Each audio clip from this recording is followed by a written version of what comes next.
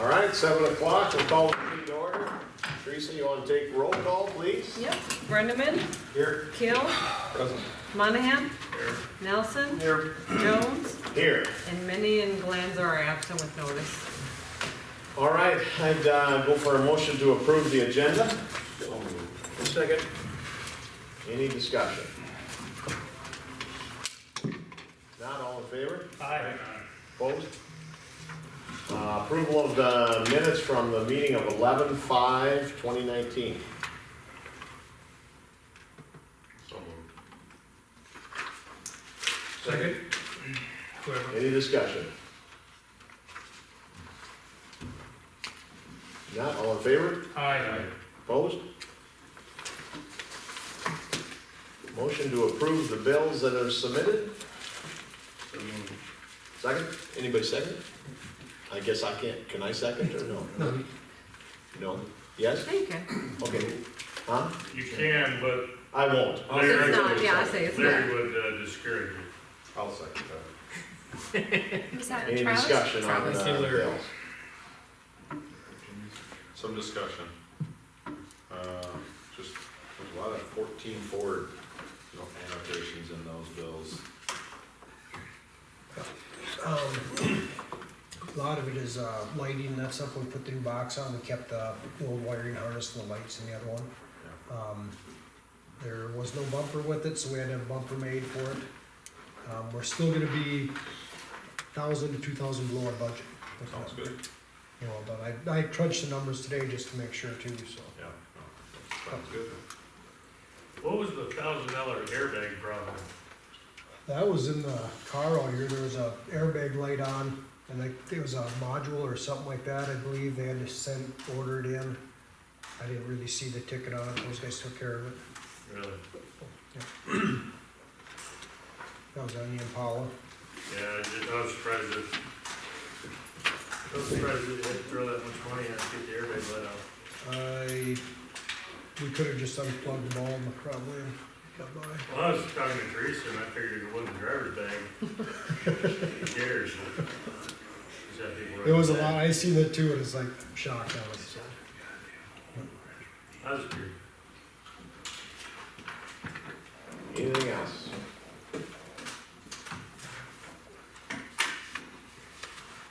Not, we'll vote. Monahan. Yeah. Brenneman. Keel. Yes. Nelson. Yes. And I'm a yes. Public comments. Anybody non-agenda items that wants to address the council?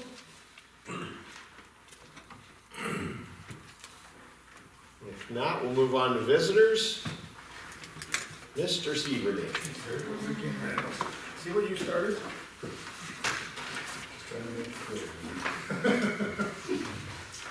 I guess I just have a few questions on when the city council thinks 12th Street will happen going west, coming off of our property. Some of the people we've been talking to about lots are wondering when there's gonna be an access from that way. And we've got storm and sewer, water and sewer all the way in up to that point.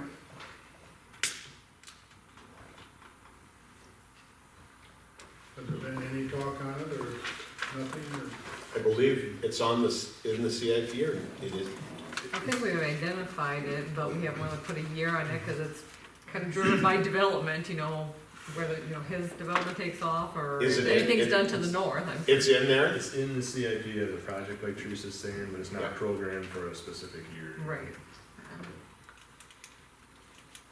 Well, then when we discuss and review the CIP, we should probably have a discussion if we're gonna put a date positive on it, I guess. Don had talked to me about it, and I said, best thing to just come to the council and let them be aware Yep. that your development's taken off and that Yep. that's something you wanna see in the future, so that's why I kinda mentioned it to come to the meeting tonight, so. Yeah, cause right now they are updating the CIP like I told you, so maybe in the next month or so, Yep. the council will be reviewing that, so, something we can, Yeah, it's Definitely possible that discuss. with the building center's expansion, that they'd be Right.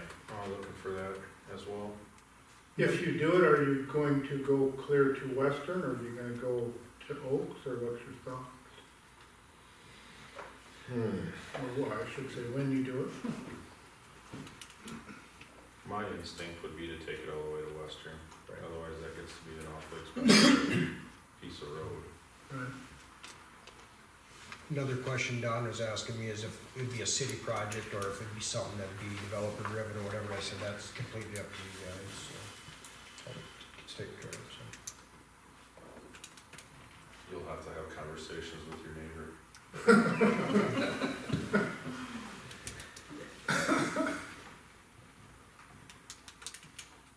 Yeah, that would have to be determined, I guess would be the best answer to that. That would have to be determined.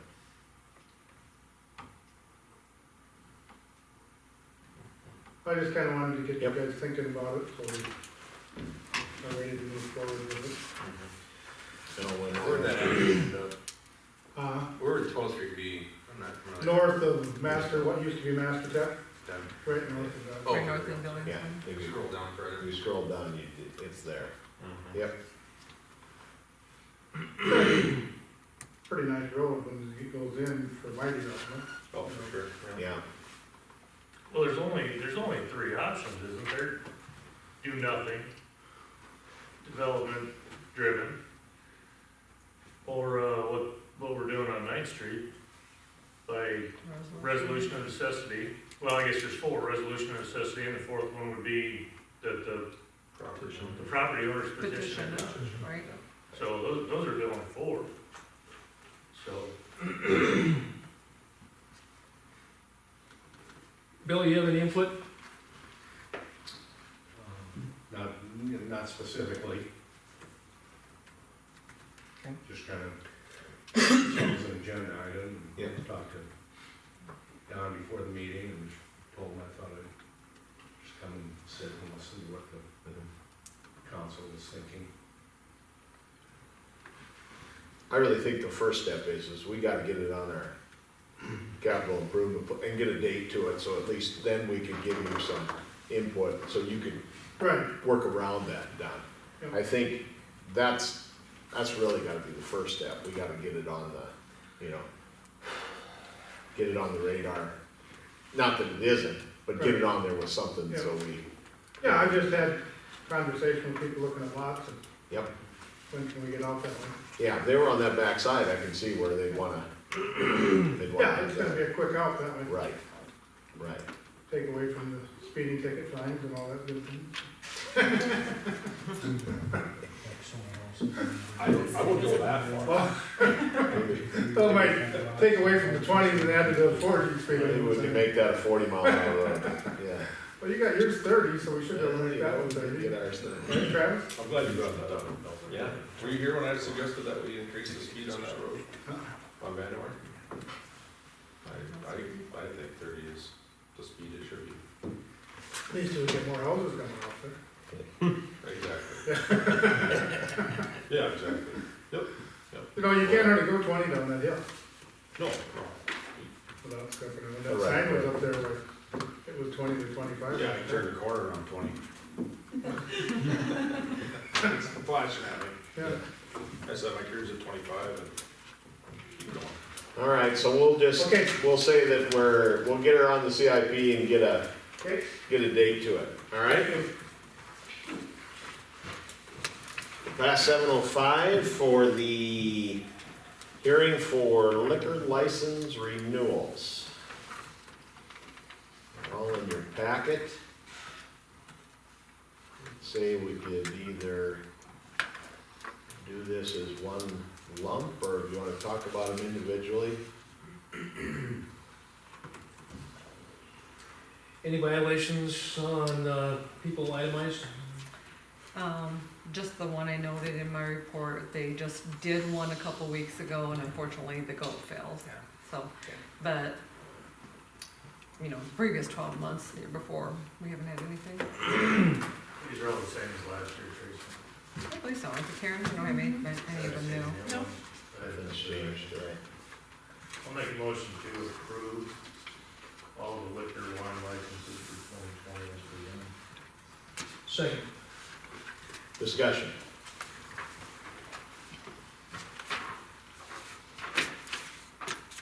Any discussion, we'll vote. Nelson, Yes. Keel, Yes. Brennan, Yes. Monahan, Yeah. and I'm a yes. Just an observation. CCNF retail, package off sale liquor, they don't actually sell beer. That's for coffee, Right. okay. Package off sale liquor, like liquor, Don't they, no, I don't think, They no, but they do don't. it for the beer, yeah. so that encompasses, cause I don't see them on there anywhere. I didn't Yeah. see them on there anywhere else, that encompasses the beer then. I can do that under liquor, yeah. Mhm. Okay. Could they change their?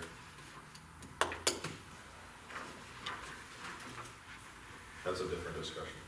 Never mind. Okay, 7:10 hearing is on annexation petition for Hartford Township. We really have two pieces of this, the agreement with the township and to review and approve the annexation Yeah, so resolution. the first part, like I said, is an agreement, and Larry drafted this, I requested. Basically, just so we have something in writing that, you know, we're both clear on what was gonna happen. You know, we had discussed with them that the township property, we want them to sign the easements for the sewer line to go up Western. So they agreed they would sign the easements if we would, service them with the sewer, give them a service line. So they would, and we said, well, we'd give you a service if you annex into the city. So what they would do is they would petition to come to the city, which they've already started this process, petition into the city, and then they would sign those easements. And in exchange, what we would do is give them a sewer service line out to them, and then waive the hookup charge, that $7.50 hookup charge. So they'll do those two things, we'll do this. That's what this agreement states. If we're good with the agreement, then we can move on to the annexation petition that, like I said, they've already started that process. Does everyone understand what a sewer service line is? I mean, is that 5 feet onto their property, is that to their property line, is that to within 5 feet of their building? I guess we just said we'd run a service to them. I don't know if Mitch can put any more clarity of what usually a service stub out is. I mean, it could be any of those, I guess. It could be stubbed out right outside the sewer main. I haven't been part of those conversations. I don't know if are they expecting it to go to their, maybe we need to ask them. I guess we need to clarify that and ask them what it is, whether it's another 5 feet or 10 feet, it probably make a huge difference in it. Right now, they just got a holding tank that they pump out, so I'm assuming their lines to their building go to that, so probably we'd have to identify maybe where that's at. Yeah. I'm assuming they'd want it in that area. So they, you know, lines to their buildings would be Yeah, good. I don't think the word substantial maybe it would be needed, but it would definitely change the cost that the city would incur. That'd be my only concern with this. If that's the case, do we wanna hold on this till we find that out, till we clarify that? I think we need to clarify. Right, before we approve this agreement. There's no sense of urgency with this document currently, is there? No, I'm putting that on petition too, so yeah. Yeah, we can table them, we'll till the next meeting, clarify it. We need a motion to table. Motion to table until our next meeting. Second. No discussion on the table, let's vote. Nelson, Yes. Keel, Yes. Monahan, Yeah. Brennan, Yeah. I'm a yes. One other, on this topic though, I assume right now they're on rural water. Yes, they are, and they would continue to stay on rural water. They're on rural water. They've identified that, which is okay, cause we'd have to pay to Purchase them. take over their service, so Yeah. it would cost us to put them on ours. Yeah.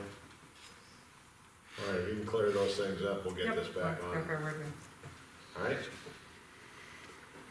Just before we move Yep. on, I mean, I think this council needs to decide what we're looking at, because right now, I don't think I'd be in favor of running it to their building. Right. I think that has to be built into the agreement, so I think somebody needs directions on what it should say. And right now, I'd be fine with going with property line, but I don't wanna go with building with it. Right. I guess that, so what you're asking for is a definition of a sewer Right. service line. I want a definition of how far we're gonna go. Yeah, yeah. You want it laid right out in that, Yeah. and that's what we should do. Yeah, that's what I want. You wanna work toward that? Cause what their expectations are and what ours are, could very well be two different things, Exactly. so. You know where they're, I think we just go with property line Yeah. and that's it. you know where their tank is, septic tank is? I think it's just north of the building I myself. think it's up north side. Is that, okay. So you're probably looking at maybe another 75 feet probably to get up from the property line up to the septic system. Let's get that clarified so we know. I mean, if they're agreeable to just stub it out and they connect to it someday in the future, then we just Right. put the Y in and Yep. just get it outside the sewer. You might. Property line. Yeah, I'd say we want at a minimum bring it to their property line. Yeah, the sewer easement's already on private property, Oh, it is. so we're already Yeah, past the property line. 20 foot, yeah, that's true. So that's a good point too, yeah, bring it to the edge of the sewer easement. Yeah, There's a lot of variables. yeah, Oh, sure. we'll get that figured out. Get that worked out, all right? Next up, review and approve resolution 2019-15 amended general assessment policy.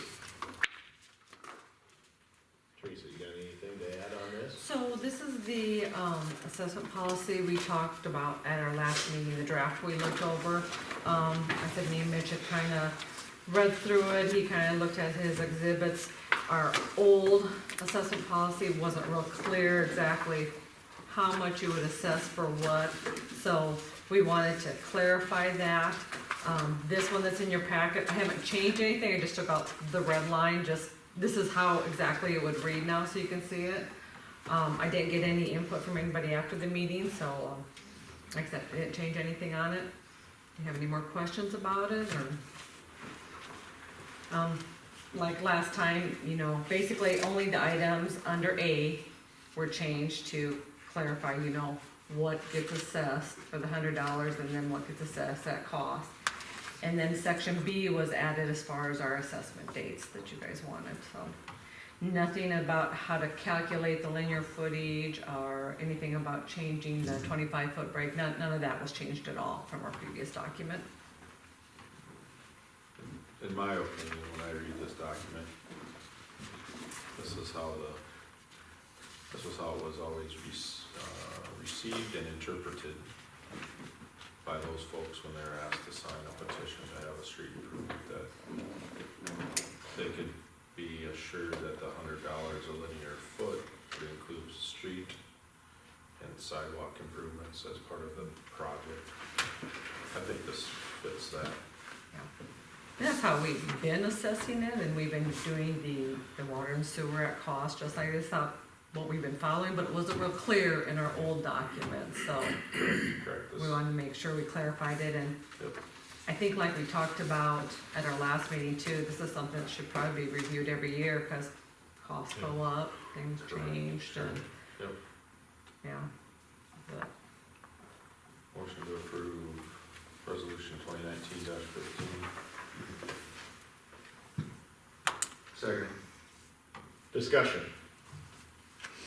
Anything further?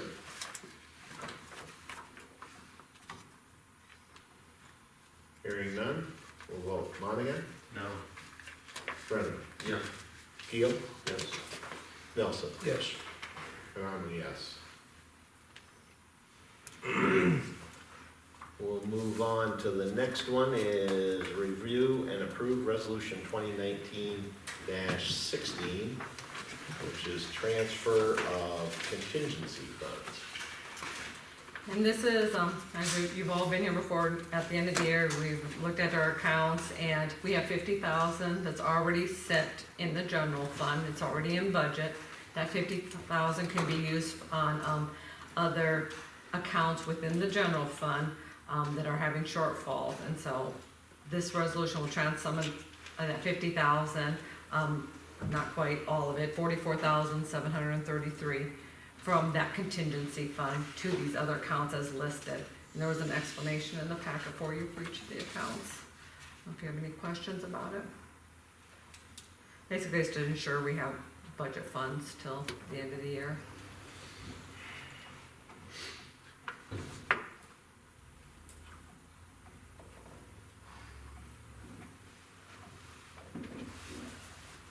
Make a motion to approve resolution 2019-16.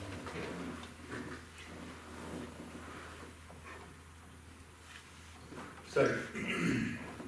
Any further discussion?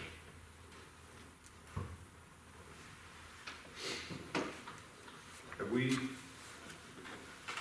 amended or adjusted our budget number for your salary for 2023, so, because of, it seems like we missed it. And yeah, we did. Okay, All of those, actually, I bumped them up more for the budget, cause it okay, seems like we under budgeted. yeah, okay. Yeah, I tried to look at that budget time to see where we're at and if we're falling behind, so. Yeah, true, yeah, yours and Jesse's and Mhm. Karen's, yeah. I'm surprised they want their money. That's right. Some people have given it all back. You would think. All right, any more, Good people. any more discussion?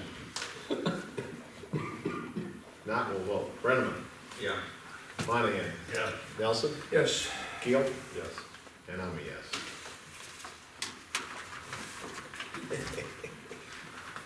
Just thought I'd throw that in. Jesse's got some water. I just thought I'd throw that in.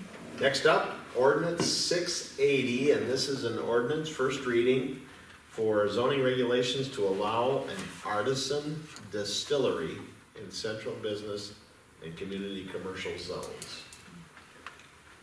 Teresa, any more information we need here? So this Or will Jesse? amend the city's zoning regulations, and it's already been vetted through the planning and zoning board. As you're aware of, you know, the city's looking at, that lot that we have on South Main, right south of the South Bar. We are gonna turn it over to the HADF. One of the items they're looking at putting there is an artisan distillery. Right now, though, in our zoning regulations, we don't have a spot where you can put one of those in the zoning, so we have to, in order to put it into central business, we had to add it into our zoning regulations. When planning and zoning was looking at this, they thought, well, if we're gonna add this to central business, and we're talking about putting it in as a conditional use permit. If we're gonna look at it for central business, why won't we look at it putting in anything zone community commercial as well? So we'll say, hey, they wanna go along Western or 38 or another commercial property, which makes sense. So what this ordinance would do, it would add a definition to allow an artisan distillery as a conditional use permit, so they'd have to come through the planning and zoning board, to our zoning regulations. So if that would come to fruition, it would be there. What did we use as our basis for building this ordinance? CCOG actually drafted it. Do we have any discussions with Paul Clark, our building inspector? No, I guess we never had any discussions with that. My concern is the nature of the structure itself and the volatility of the Distillery. contents. That we may need to make sure that our building code reflects the hazard that this structure poses. And so, I'm in support of the ordinance, but I wanna make sure we don't overlook the safety of our citizens. Especially if you put it in a community commercial, area. Yeah, because a distillery could be in industrial, but we're getting it into a more concentrated area. Yeah, originally it was only allowed in our zoning in heavy industrial. You're right, in Yeah, industrial. so, I understand the intent of that. And now as we bring this thing into someone's backyard, it may require us to make sure our building code reflects some other liability. And the definition is, or what this is, of course, is on a much smaller scale, but it is volatile still, yeah. So- Would that fall under the international building code or housing, whatever we adopted, I can't think of the right We, term, but. yeah, we, Yeah. we have adopted that, and that's why I wanna make sure there's not a disconnect between, that we have it covered thoroughly, and Yeah, that's a lot of fun reading.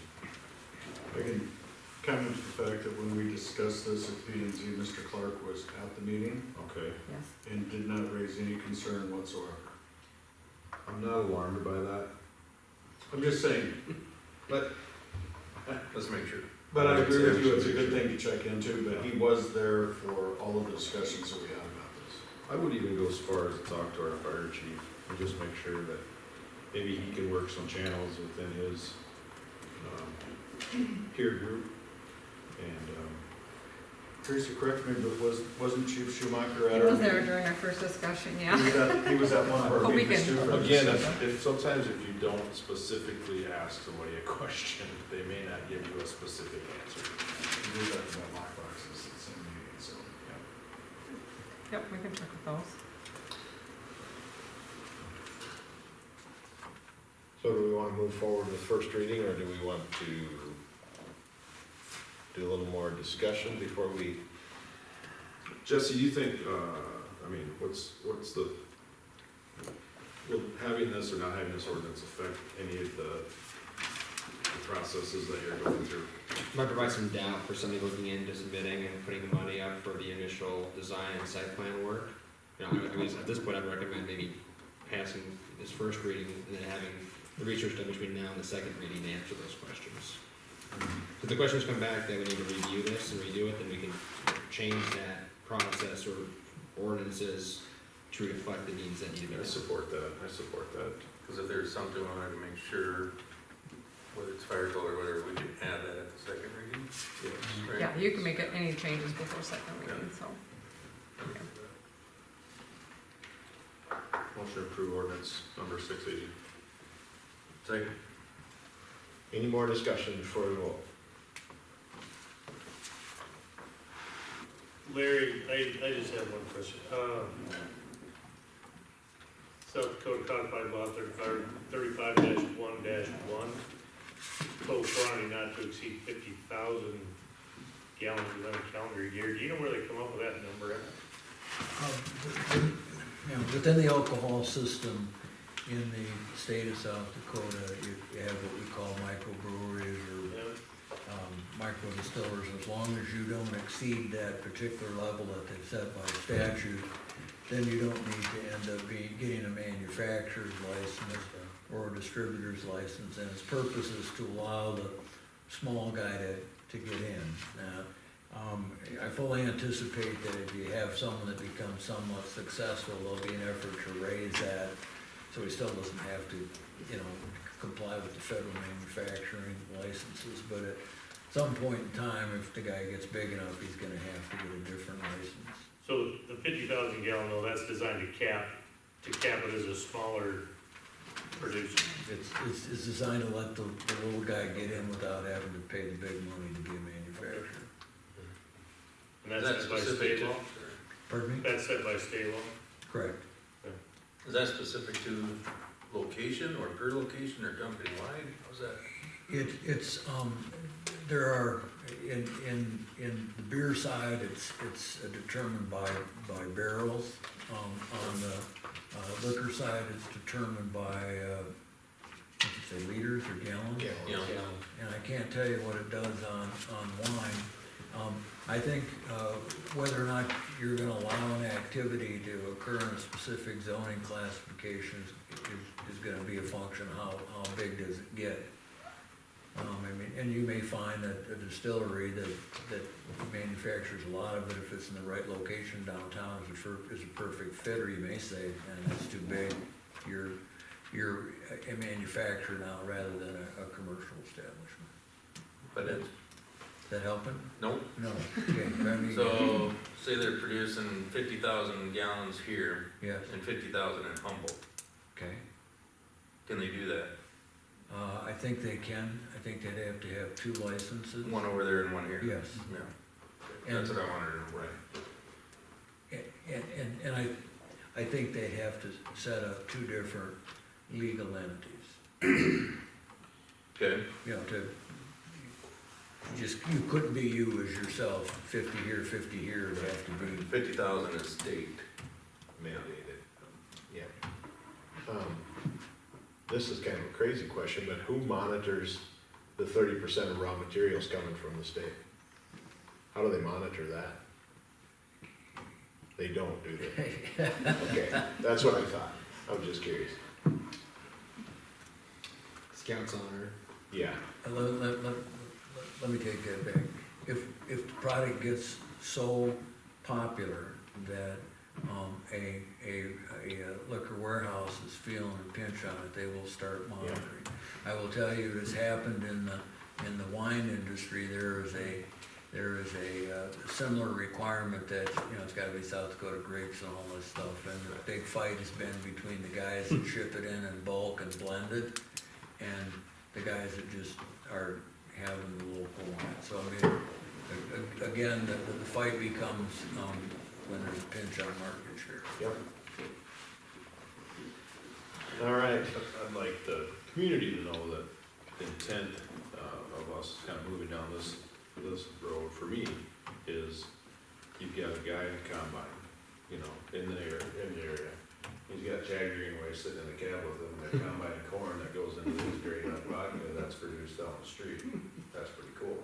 right, So it's right, designed, I know, yeah, and stimulate the Tie local in, yeah. economy on a lot of levels. absolutely. With the red county. Here we go. All right, anything else? All right, let's vote. Nelson, Yes. Keel, Yes. Brenneman, Yep. Monahan, Yeah. I'm a yes. And you'll check out those things and report before second reading, correct? Yep. All right, next up is ordinance 681, supplemental appropriations.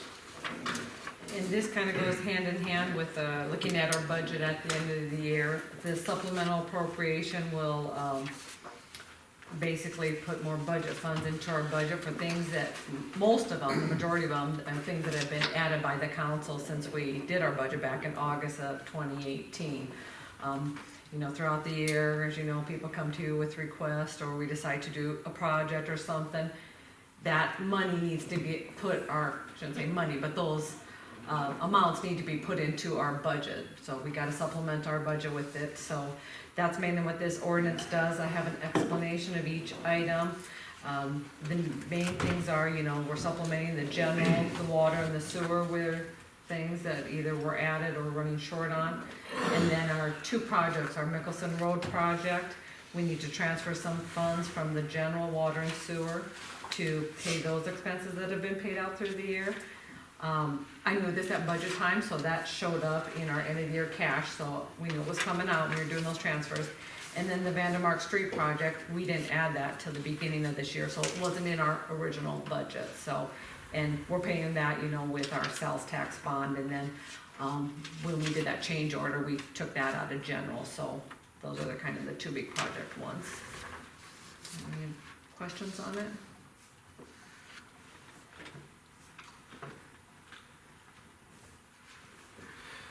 Anybody got any questions? Not anybody got a motion? Motion to approve first reading of ordinance 681. Second. Any further discussion? So just so I got this right, on the road project, the 653 is coming out of the general, Which road project? Nicholson Road project, Yes, the 1.125. yep, there's 653 coming out of general, Yeah. 232 out of 232 's water, coming out of water, and 240, yes. 240 out of sewer. Yeah. Yeah. And like I said, at budget time, when we looked at our ending cash balance, I had those transfers shown in there, because I knew we'd be transferring that to the Mickelson Road. Yeah. So, Because we secured the funding for the remainder of that project in 2018. right, yeah, a Yeah. portion of it, right. Any more discussion? Not, we'll vote. Keel, Yes. Nelson, Yes. Brenneman, Yes.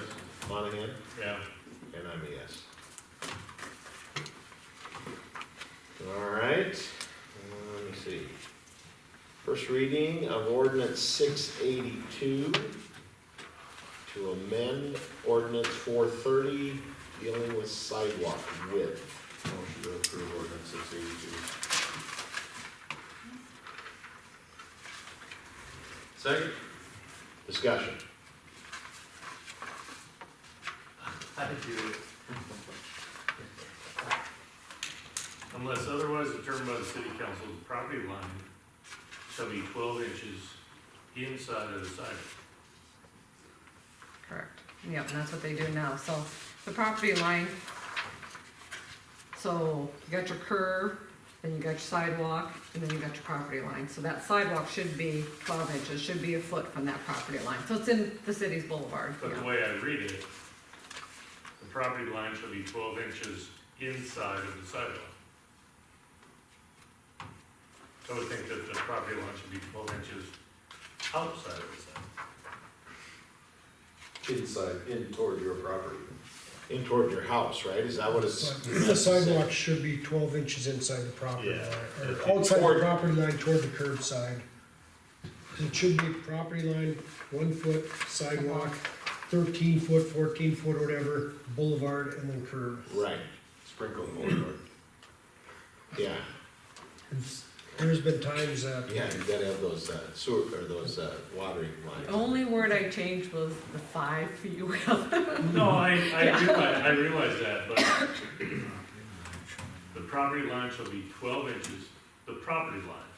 Yep. That's my property line. Right. Tony's property line. Right. The property line shall be 12 inches inside of the sidewalk. Correct. Yeah, it's not, when you change it. But if you look at a street and a sidewalk, if you're inside that sidewalk, wouldn't you be on the sidewalk to the curb? The property No. line, the property line should be 12 inches. I feel like. Wait, You could change It wording to should say be. 12 inches from the property line. Yeah, That would probably sound I better. I think it should. I think it's trying to say also what side of the property line. So What I'd side of the say sidewalk? it should be 12 inches inside the right of way. The property line should be 12 inches inside the right of way. But what side is the right of way?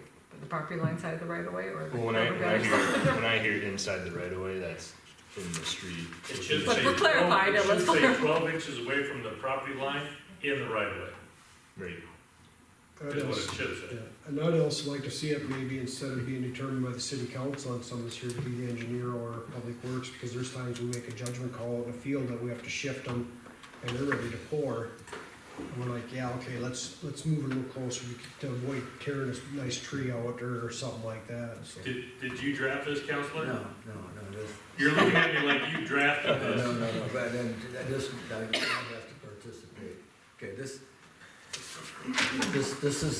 is your property line, okay, this piece of paper, and if the sidewalk's gotta be 12 inches from your property line, it can't be any place other than somewhere outside your property line. Outside or inside? Someplace outside your property, line. Yeah, away, right, but this away, is- away It's like from outside the your property. Okay, so you can't, it's 12 inches from the property line, it's gotta be out here, all the way around. Sure. Which puts your property line inside. You could say it shall not be closer than 12 inches from the property line. So I know it's inside because they put 2 stakes in my yard. Remember the night I came and said, I got 2 stakes inside my yard? Guess where they were? 12 inches inside from the sidewalk toward my house. So I read this, I read this, Mark, and I thought, this makes perfect sense because I seen it on my yard. What it means.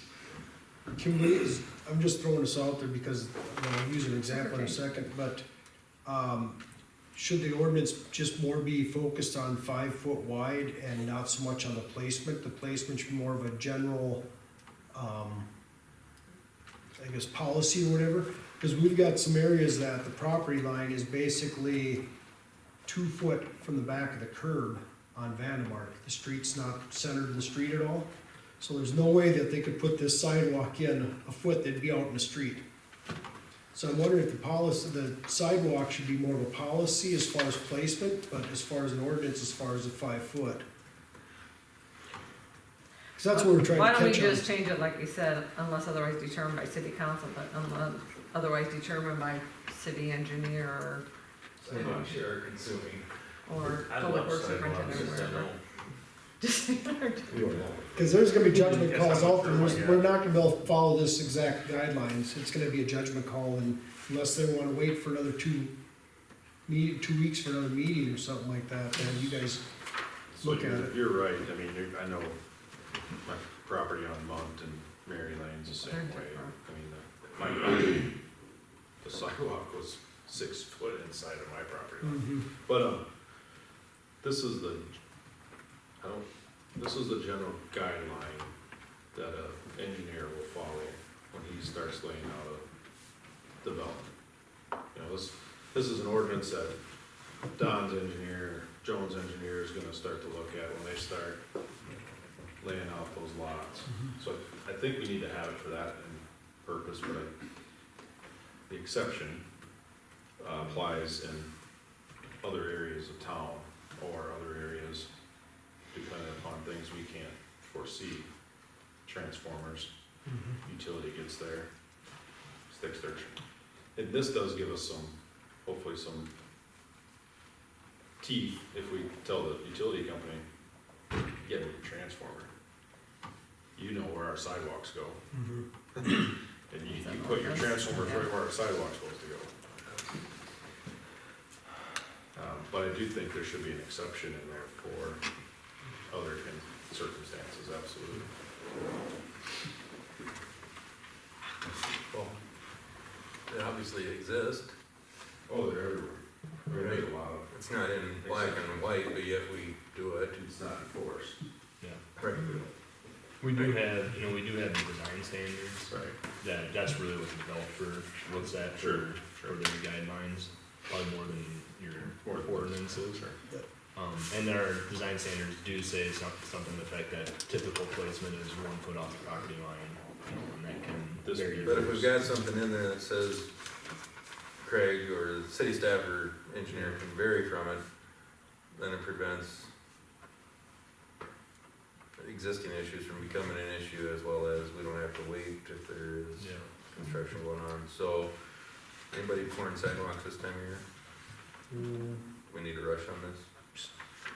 And like I said, the current guidelines say that, this what is in the 5 foot, but what happened is the ordinance didn't get changed to say 5 yeah, foot. that's why we're changing the That's why ordinance, this because is our getting- technical standards say the 5 foot. We need our ordinance to match it, yeah. So that somebody doesn't put it in and say, well, it only says 4 foot on our ordinance, so that's why. Okay, we have a motion and a second. Okay, Larry? I just wanna read this to you and see if maybe we're on the same page. Unless otherwise determined by the city council, the sidewalk shall be constructed commencing at a point that is 12 inches from the property line.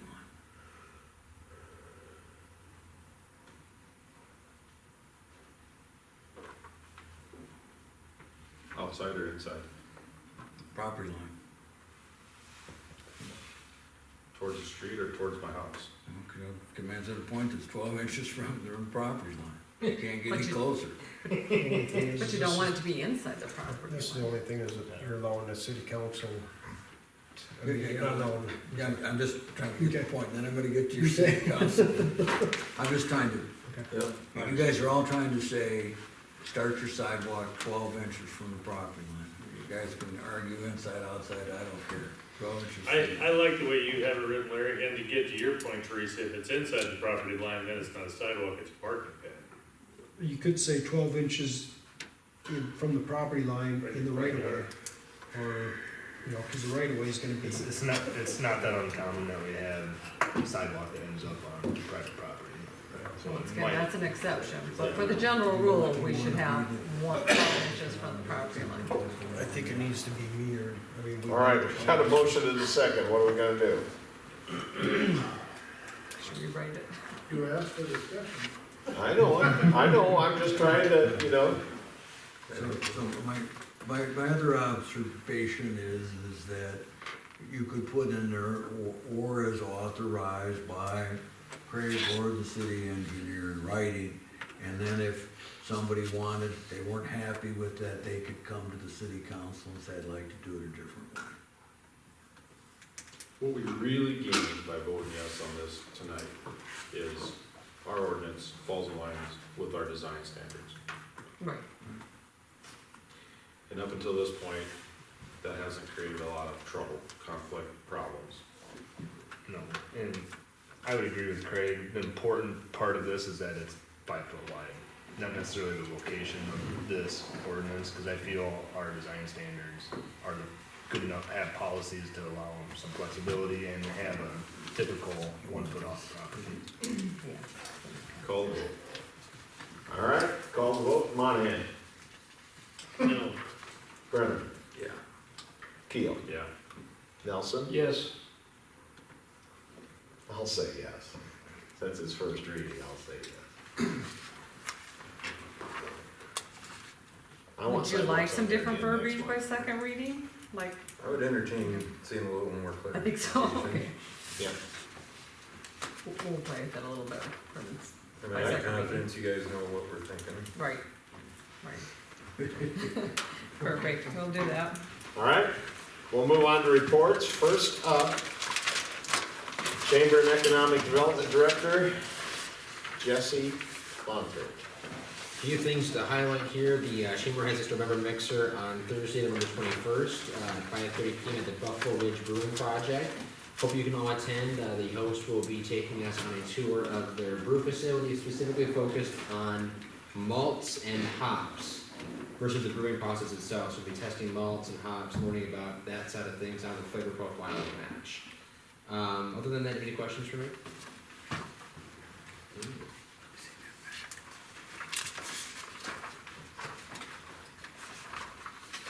Anyone have any questions for Jesse? You want to talk about the dog park any? No, I just had that in my report, and I should take it out. I apologize about that. No, okay. I'm just dog crazy now. Yeah. It happens. Yes.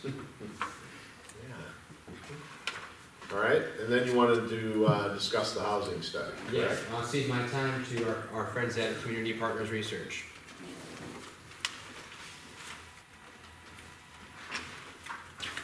Thanks, Jesse. Do you all have copies of the study? It's in our, yep. I've got some extras here, just in case. This is an update of the 2016 study. It's a 111-page document. I'm going to move really fast and just highlight a few of the things in the study.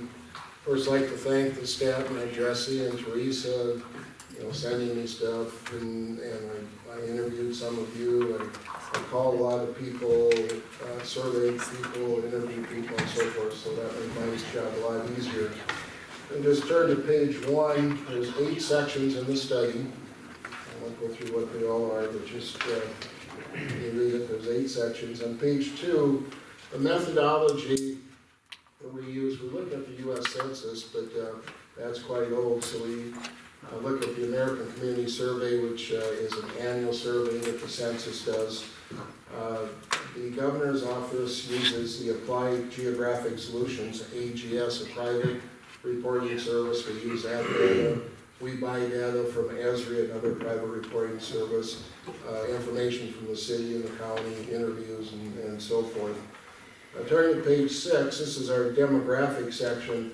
And from 2010, the last census, to 2019, AGS is projecting that the city gains 776 people. Esri is projecting a gain of 934 people, and the U.S. Census is projecting a gain of 830 people. So that's 86 to 103 people per year that you've gained over the last 9 years. And we look at historically what's happened, because quite often that's what happens in the future. Turning on to page 10, there's a lot of discrepancy here. AGS over the next 5 years is projecting a gain of 150 people. Esri is projecting a gain of 454 people, which is 91 people per year. we think Esri's much more accurate, that, gain about 90 to 100 people a year over the next 5 years. Turn to page 11, household data. Of course, we talk about people, now we talk about actual households. From 2010 to 2019, AGS is estimating that you gain 351 households. Esri is projecting, or estimating that you gain 338 households.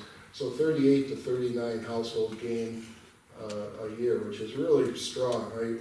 I have been in 70 cities now in South Dakota, and that's right up there. I see a lot of cities that have declining population and households.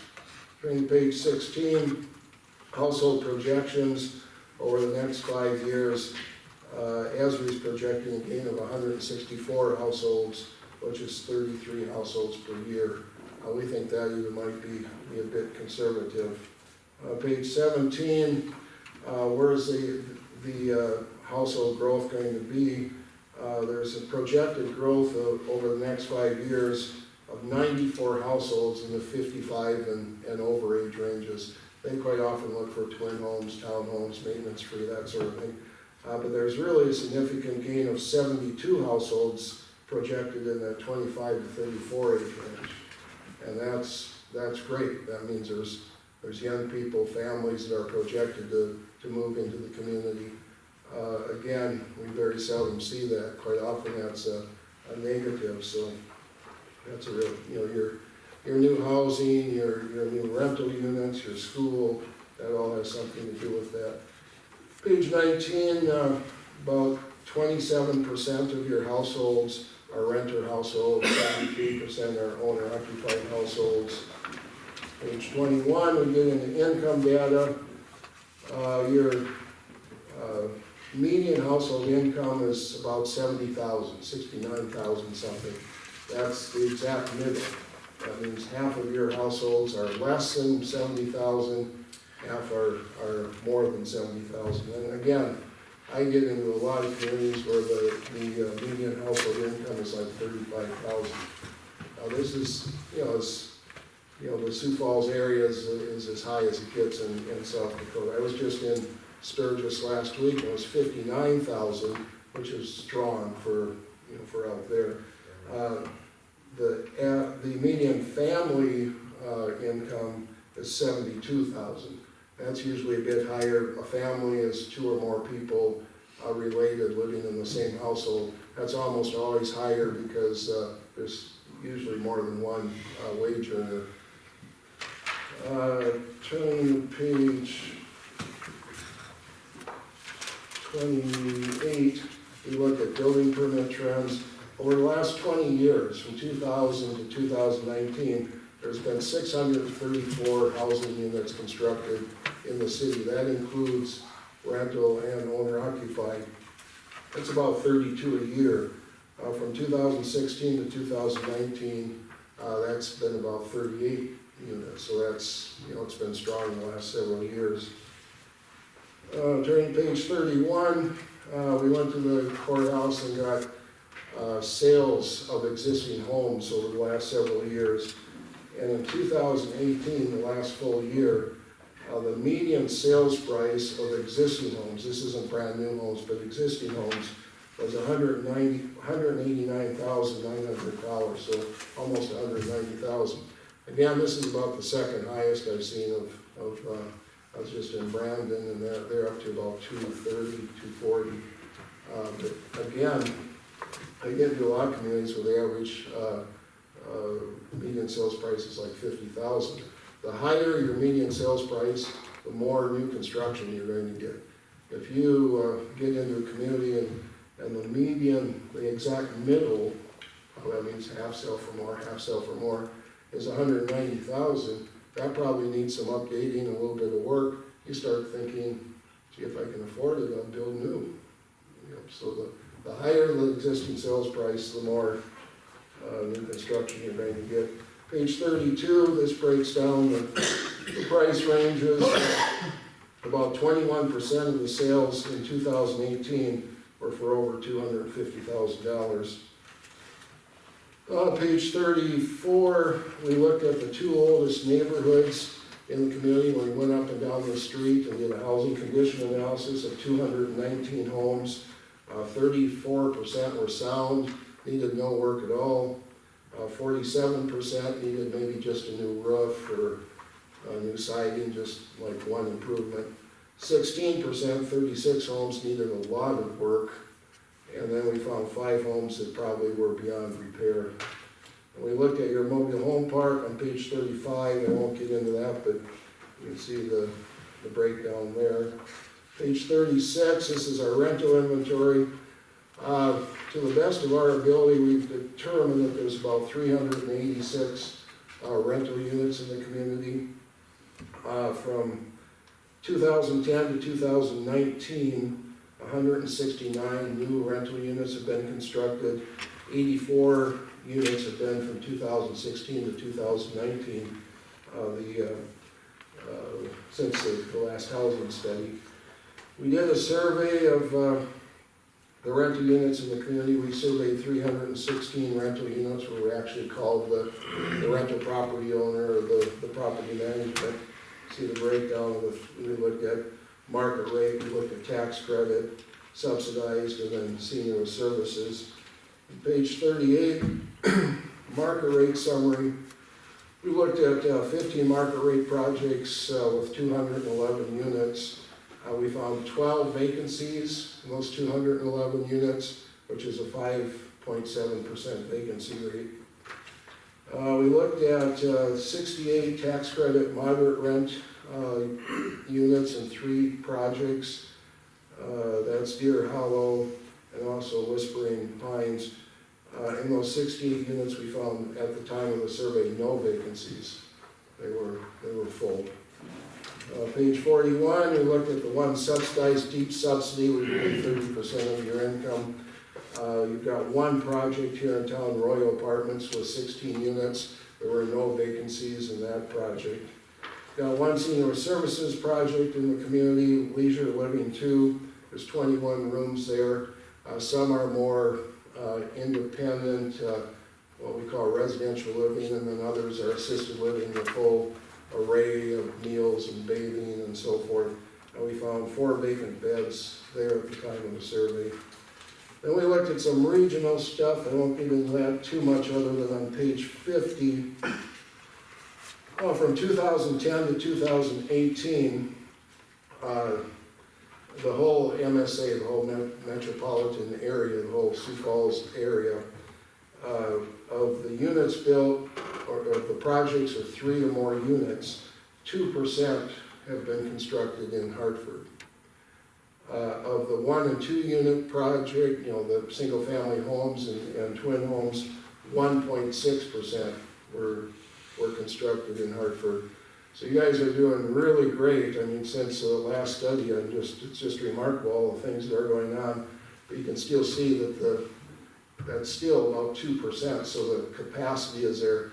I get into cities out in the middle of nowhere where they just, they're self-contained, and here you've got that monster next to you that you can try to pull as much as you're comfortable with, I guess, and are able to do. And what you're doing now is great. It's probably a nice situation to be in.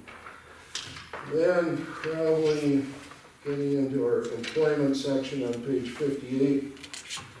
From 2010 to 2018 in the MSA, the employee workforce has gone up about 17% from 2010 to 2018.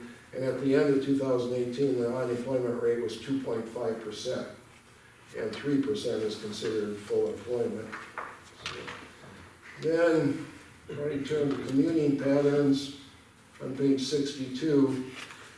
This is from the U.S. Census, but according to this data, there's 490 people that commute in every day from it might just be out of the city limits, or it could be 50 miles away, but 490 people commute in to Hartford every day to work. There's 135 people that live and work here, and then there's 1,249 people that go out every day. Everywhere we go, I mean, these are skewed quite a bit because you're right next to Sioux Falls, but every city we get in, there's a lot of people coming and going, and Can I ask, how does that compare to the last study? Do you remember, Jess? Do you remember? Very similar. yeah, I'm sure it probably, Because I remember when we seen this the last time, the number that was surprising was the 135. Yeah, That just seems, that's crazy. And I would bet most of them are at the school. Or, I would think that the 490, many of those folks all right, the school. would be the school Okay. people. All right, What percentage, I don't know, but I'm sure there's a plurality there. I'm one of the 135, I just want you to know. then we get into the recommendations, and again, as I've been saying, that, you know, we're just, 2 seconds, can you? the things we're doing are great, but we've given 21 recommendations, and on page 76, we're recommending 83 to 102 new rental units over the next 5 years. And we broke that down to, on page 76, there are 35 to 45 general occupancy market rate units. On page 77, you know, you've really done a nice job of phasing in the small rental projects, you know, 16 units, 20 units, 8 units of townhomes, twin homes, that seems to be working real well. We talked about 20 to 24 tax credit, moderate rent units such as Deer Hollow. There's no vacancies, they're totally full. This is more moderate rent projects like teachers, you know, more of the workforce housing that we hear so much about. So 20 to 24 there. On page 81, we talk about 12 to 14 subsidized. You could probably use more than this, but these are really difficult to build. There's just not funds out there these days, so it's you have to layer a whole bunch of subsidies, but put it out there. We're talking on page 83, we recommend monitoring the need for more assisted living, memory care sort of senior units. But we do recommend on page 85, 60 to 19 independent light services units, and there's some really great projects out there of different designs on independent units for seniors, more of what we call the go-go seniors. You know, maybe make available a new meal and light housekeeping, that sort of thing, but keep your seniors here as long as possible. Talk a bit about another commercial mixed-use project, commercial housing, such as the one you already have. I forget the name of it. Vista View, I think it is. Home ownership programs, we talked about first-time home buyer program and so forth, which I won't get too much into. Page 94, we look at new owner-occupied housing construction, and more of a goal of anything is 30 to 36 new units a year. You're at about 21 now, so that's quite a jump, but there's several things going on. You've got some new subdivisions coming in, and each one of those subdivisions is its own marketing center and have their own clientele, and success breeds success, and your school we've heard a lot about. So if you were at 30 to 36 units a year over the next 5 years, that's 2.2% to 2.6% of the projected owner-occupied construction that's going to go on in the whole MSA. Page 95, we looked at lot availability. You've got 6 existing subdivisions with 145 lots that either have lots available right now immediately or will have in the next construction season. We recommend that as a rule of thumb that a healthy number is a 2.5 year supply. So if you constructed 30 to 36 units a year, that would be a need for 75 to 90 lots. You already have 145 available, so you're sitting good there. And then you have another 450 lots potentially out there that are in various planning stages. So the developers are doing a great job here of recognizing the need and you know, addressing the demand as it exists. We talk about on page 97, twin home, townhome development. You have 475 households over the age of 55 right now in the community, and that's growing. So we're looking at 8 to 10 twin homes, townhomes in the community, and you're building those already. Page 98, we look at various strategies for lot development and new home construction. I won't get in, I've got several pages of those. I guess the biggest one is being as user-friendly as possible. You know, the easier it is for somebody to come in and find, and I'll talk more about that in a minute, but to find a lot, a developer, you know, just to make the whole system easy. I think it's like 10% of people would even ever think about building a home because of all the hassle of it. If you can get that up to 20%, that's pretty darn good. And I get into towns like, and this is a good one where, you know, you can look at Jesse's website, you can look at the lots that are available, and there's developers here, and so it's user friendly. I get in other communities where you have any lots available. Well, Fred's in Florida for the winter, you know, nobody has his number, you know, that kind of thing. Well, then people just move on. We talk about housing rehab, which I won't get into too much other than, you know, probably, you know, your housing stock is in pretty darn good shape. And that's the other thing that happens when your existing home sales are high. People see that as an investment, and they're gonna protect their investment to the extent they can. Again, I get in communities where when the average sales price is like $30,000 and the house needs a $20,000 roof, you may not do it. If you have a $190,000 house that needs a new roof, you're gonna get that roof on. So, other housing initiatives, just real briefly, talk about acquiring any demolished or dilapidated structures out there. The private sector is doing a pretty good job of grabbing those and tearing them down and putting infill houses in, which is nice to see. Talk a little bit about mobile home type of programs I won't get into. Page 107, we typically, and you guys are doing a great job of this, but looking at the housing study and maybe half of these or more you think are crazy recommendations, but 3 or 4 or 5 you say, hey, those make sense, and to prioritize and planning for how to accomplish those. Talk a little bit about downtown redevelopment. The only reason I bring, and you've got like 3 commercial areas here in this community, but when a couple is looking for a place to live, first they look for the job, and you're gonna find a job. If it's not here, you're gonna find a job in Sioux Falls. It doesn't matter what you do, you're gonna find a job in Sioux Falls. Secondly, they look at the school. Thirdly, they drive around town, and do they feel good? They're not even sure what they're looking for. Do they see some nice parks? Do they see a nice commercial areas? Do they just feel good?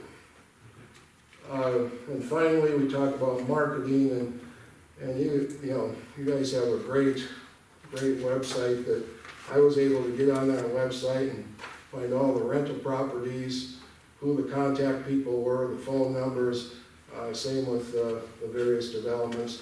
I'm in a couple communities now where it takes me days, literally days, to come up with all the developments that are out there, all the rental complexes that are out there, and that makes a big difference, especially for the millennials. They are used to immediate information, and that's immediate. They're on their phones, and so the more user-friendly it is, the better off you are. So with that, I'll open up for any questions. I'm trending that way to the immediate answers. Oh, So that's the millennials. you're trending to be a millennial, you're trying to be a millennial. My answers are now. There was, I don't even know what page it's on, but there was one deal that said how many households we had that were over 100 and some thousand. Did that number stick out to you, or did you catch that when we were through? I Their don't even know. income, you mean? Yeah, it was in the there was one chart that you had and the top number just seemed to jump out at me like, what the heck? Let me see if I can find it. Hartford household income, 311, Yeah, there over was, 100. Are you talking about income or the, yeah, number of people that, it just seemed like, that'd be page 23. oh, it was way back at the beginning, man, I must have been. We've gone from, in 2014, there were 257, that's gone up. In 2017 is the latest data we have, because there's a data lake. 311, so that's gone up by 54, so. But, you know, if two income earners over 100,000, you know, that's, Yeah. and with, you know, with the new homes that you've got in town now, and they probably need that much to be ready. Yeah. Anyway, that's, Yeah. so, oh yeah, here's the chart. Yeah, this is the chart, yeah. It doesn't really matter what we think, because the people in the audience, there's some people that make some big investments in Yeah. this community. It really matters to me what they think. Yeah. And What do you they think, John? haven't had time to digest all these numbers, but. What'd she say? Where's the microphone? Where's the microphone? I missed my brewery speech. Well, you're doing, I guess the bottom line is to keep doing what you're doing. I mean, you've got, you're constructing, you know, rental units, new homes, you know, there's commercial activity going on that just, you seem to be going at a decent pace and to just keep doing what you're doing. I have a question. Sure. You keep referring to keep doing what we're doing, but ultimately, it's not us doing it. It's Sebring are doing it, Assam's are doing it, you know, people that are willing to invest in the community. Right. I mean, we can do things to, I think we can facilitate, you know, whether we make it easy or hard, you know, we can get out of the way, we can try to smooth the road, Yeah. but ultimately, it's the people that are doing it. They're carrying the heavy load, we're not. Yeah.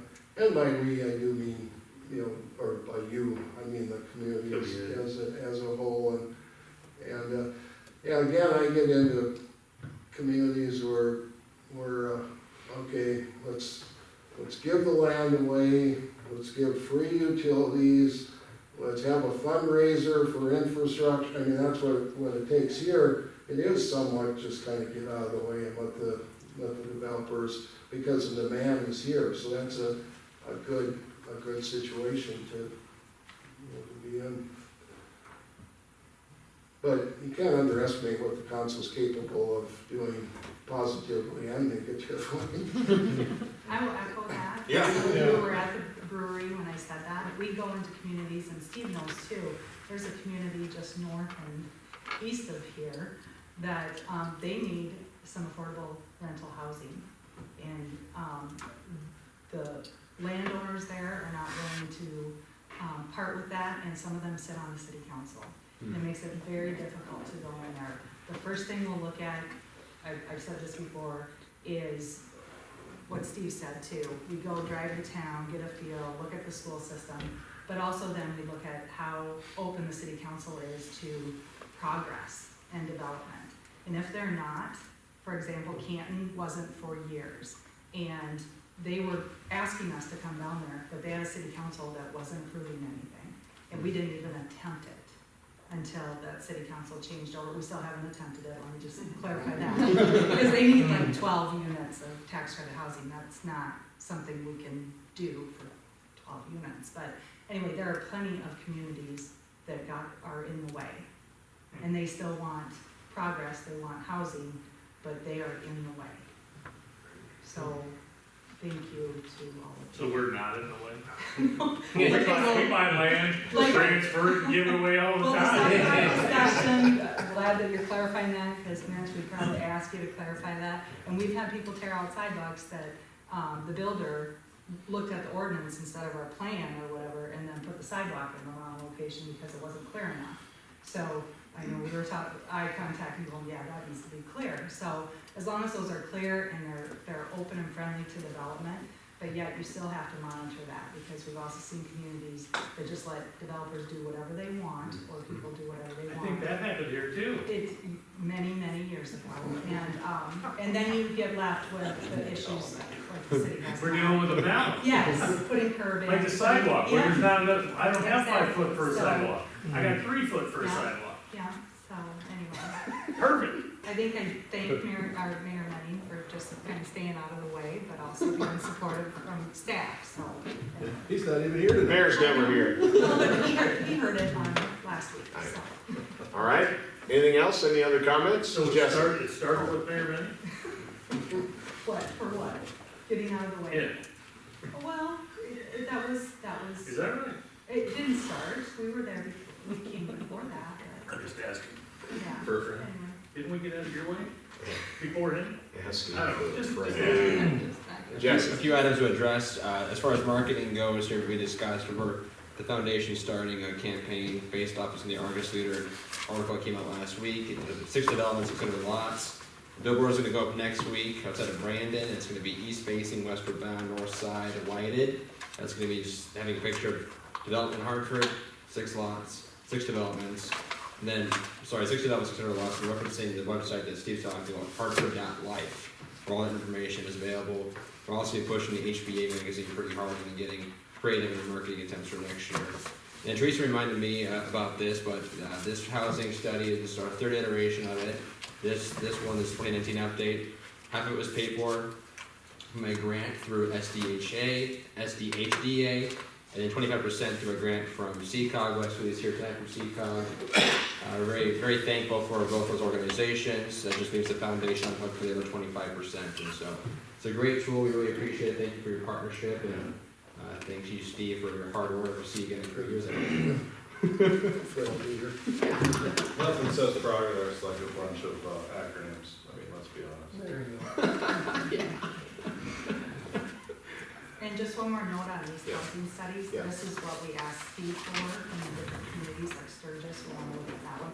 But we take these to South Dakota Housing Development Authorities, what Jesse was talking about, that paid for half of the housing study. But we send this with our applications for affordable housing complexes, and we bring it to our bankers that want additional information. And I believe so do the market rate developers of multifamily housing, so it's a great tool to have. In the 112 pages, I might have missed it, but I don't recall, wow, seriously. I just let that soak in for a minute. I just want that to soak in for a minute. The 112 pages? No, you might have missed something in 112 I might have missed that, yeah. Well, In I did 112 miss pages, something. I missed a lot. You saw the humor in that, good, okay. I didn't see any matrix, maybe it isn't relevant, quality of life. Is that even part of this study? What page do I need to look at? Or is it even come into play here in this case? We do a whole, which I skipped by in the interest of time, but. Just briefly, It's in there. 30 seconds or less. Yeah, I don't know if you, I mean, it's, I'm trying to find it at the moment here. You'll have to go back and reread it, Scott. I guess I'm gonna have to do that. We talk about strengths of the community. I've got, close to Sioux Falls and diverse housing stock, medium sales price, adequate land for development, your growth potential, the developers are active in the city, the school system, your infrastructure can accommodate future construction. You have a great park and trail system, you've got commercial development going on, you've got the development foundation, you've got the chamber, growth, Sioux Falls growth pattern is coming this way. You got commuters coming in, so that sort of stuff in there. What page are you on right now? 64 and 65. Thank you, that's okay, thank you. Yeah. Because you got a lot of that going on, and I hear a lot about the school, for example. And the other thing that I should bring up is to just start telling everybody how great you are. It's amazing how that works. Just, hey, where's the best place? If you don't want to live in Sioux Falls, where should you live? Hartford. Pretty soon people start saying Hartford, and that's kind of how it works. But you got a lot of stuff going for Thank you. you. Thank you, Seacog, for your involvement in that. Joni, thanks, Don, thank you. Mark, you had mentioned how do we get out of their way, this, I don't know if Jesse was gonna touch on it, but I will, cause it was brought up at the Development Foundation meeting on Friday. And that was this coming Saturday at the brewery, in the morning, brewery, breakfast, build, beer, I don't know, there's a lot of bees there. The builders are gonna be meeting there. They're invited to meet there, and so I was gonna go with my city council hat on and just say, ask them the question. Compared to other communities, what's Hartford doing right? What's Hartford doing wrong? What makes it easy to build here? What makes it difficult to build here? And I expect to hear, you know, your lots are expensive, your building permits are expensive, you guys stink, but hopefully we'll get something positive out of that too.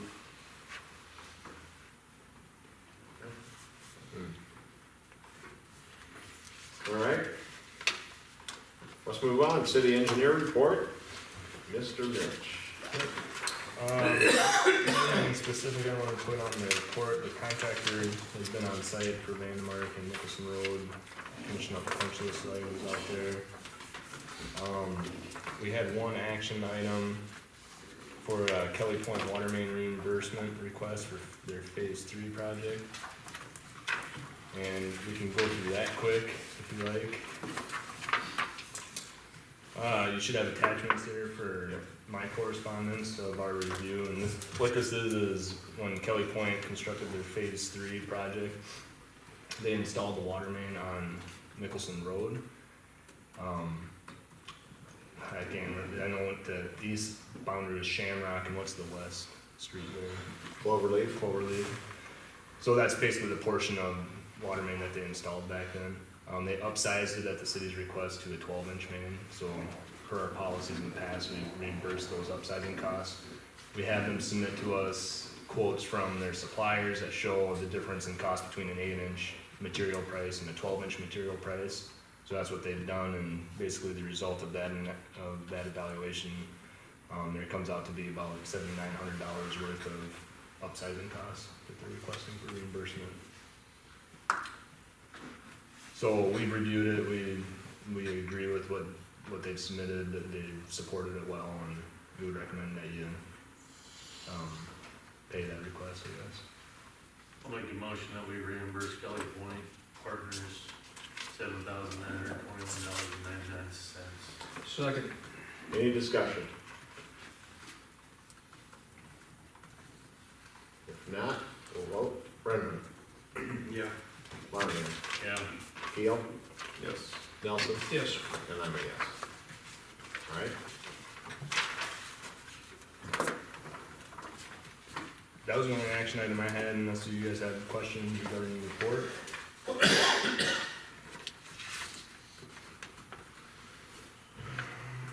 Nothing new on the motor facility, treatment facility?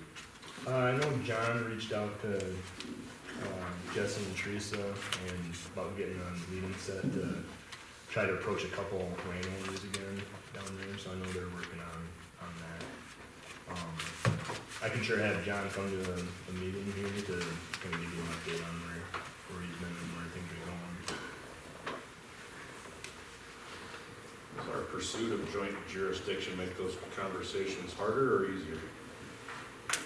I don't know, what would you say, Teresa? 'Cause I haven't had any conversations since it's come out, but I would tend to think it's kind of harder, just from what I've heard from the joint jurisdiction meeting. That would be my perception, so. you did have a landowner that we were approaching kind of bring that up, didn't you? Yep, and he didn't bring it up to me directly, but one of the landowners we were talking about it, did bring it up, that he felt that we were pursuing joint jurisdiction to get our wastewater plant through. Interesting, yeah. Yeah, it's a little distressing, I mean, we are finding it challenging to go east like we've been wanting to. We just feel we need a little bit of different tact with a couple property owners, so we're gonna regroup and try to figure that out a little bit and try to approach it again. There's a roadmap, I think, for success it just takes a little more of a thorough emotional approach to the subject. So has there been, I'm curious, is there a presentation out there that you guys have prepared on putting it down there versus where we're at, cost study type of stuff? Not a presentation per se, but we've had some layouts that we put together that when we go and meet with the people, we have something to kind of point at, and so they can see their property and, you know, the direction we're trying to head with the project. We have those types of things that we take with us. Right, I'm just talking even like the financial aspect for the city and like. Oh, yeah, I haven't been attending those meetings, so I don't think, know exactly, I think Teresa, you've been attending most of them. Yeah, we haven't I don't think really they've done- presented anything like that. We haven't done anything with showing the financial dollar. John's pretty much been explaining to them, you know, why we're looking at this, you know, basically, you know, kind of situation with our current new lagoon system, why we're looking, you know, to the east and why we're looking at a wastewater plant, describing how, you know, it would work. I mean, he's done a good job, I think, explaining it to the property owners. Just and the reception we've got is most people are, yeah, we understand it and we wanna see the city grow and we're on board with it, we just want our land. It's pretty much the reaction we've got, that they're all been very understanding of it, I guess, or say, yeah, I can see why you need it, or, you know, and whatnot. They just come down to they just don't want it on their land, yeah.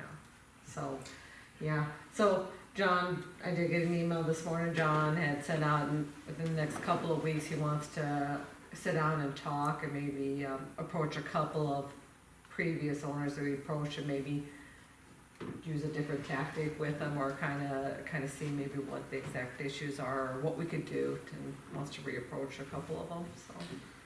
Yeah, so I guess in a roundabout way, what I'm trying to get at is, I would like to see some data, like we just seen on housing. We know there's gonna be roughly 30 to 60 houses a year going in, whatever it is. So, if the sewer plant's gonna last this long, do we need to take it way out there if the housing ain't gonna fill up for 20 years? Sure. Or are we better off just pumping to where we're at right now? I'd like a little bit more than just, by gosh, it's gonna flow downhill. So it sounds like the greatest plan on earth. Because that's what I'm hearing right now. That's the only logic I've heard. Sure, yeah. So I'm just looking for some more information so I can feel better, because I think it's, Mark's been saying it for years, that it's coming sooner than we think. Yep. And I think I'm even sooner than we thought. Yeah. And when we But now, we did say, you know, when we went through the CIP, we've got the treatment plant programmed in year 24, I believe, which means we really need to have this pinned down this year, this coming year. I'd say by this time next year, we have to have the land pinned down if we're gonna go east, or make the decision to put it, you know, on the current property we have, so. I'm actually kind To of stay on that surprised, track. I'm kind of surprised though that you almost seem like you're surprised that there's pushback. No, not surprised, I mean, it's always a challenge trying to work through those agreements, but it's been a little bit more challenging than I think, than we've seen on other projects that were pursued. But you were, well, the last project, I mean, this isn't a new idea to go that direction. No. Because we looked at going that direction with ponds. And